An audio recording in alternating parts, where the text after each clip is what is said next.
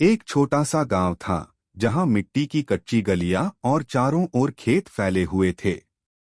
उसी गांव में अरुण नाम का एक 21 साल का लड़का रहता था। अरुण बहुत गरीब परिवार से था। पिता मजदूरी करते और मां बीमार रहती थी। घर की हालत इतनी खराब थी कि कई बार रात को चूल्हा भी नहीं जलता था। अरुण बचपन से ही पढ़ाई में अच्छा था। उसकी आंखों में हमेशा बड़े सपने चमकते थे, लेकिन गरीबी ने उसे अक्सर झुका दिया।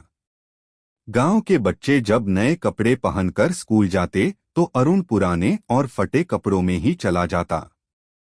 कई बार किताबें न होने की वजह से उसे स्कूल से डांट भी पड़ती। एक दिन गांव के मेले में अरुण ने शहर से आए कुछ लोगों को देखा जो मोबाइल और कंप्यूटर बेच रहे थे। अरुण ने पहली बार इतनी नजदीक से तकनीक देखी। उसके दिल में आग सी लग गई, काश मेरे पास भी यह सब होता तो मैं भी कुछ बड़ा कर पाता। लेकिन हालात उसके खिलाफ थे।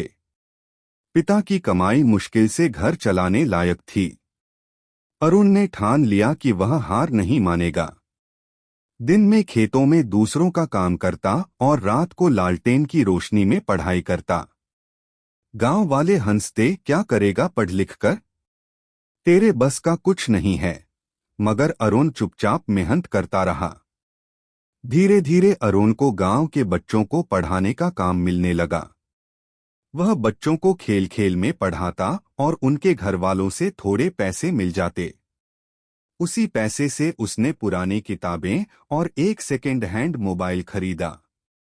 मोबाइल से अरुण ने इंटरनेट पर नई नई चीजें सीखनी शुरू की, गणित, अंग्रेजी, कंप्यूटर, यहाँ तक कि छोटे छोटे बिजनेस आइडिया भी। कुछ सालों में अरुण ने गांव में एक छोटी सी ट्यूशन क्लास शुरू कर दी। शुरू में 4-5 बच्चे आते, लेकिन धीरे धीरे पूरे गांव के बच्चे वहीं पढ़ने लगे।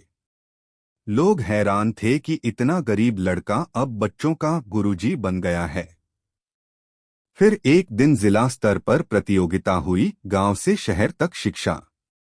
अरुण ने अपने बच्चों के साथ हिस्सा लिया और पहला इनाम जीता। उसे एक लैपटॉप और 50,000 रुपए का पुरस्कार मिला। उस दिन अरुण की आंखों में आंसू थे।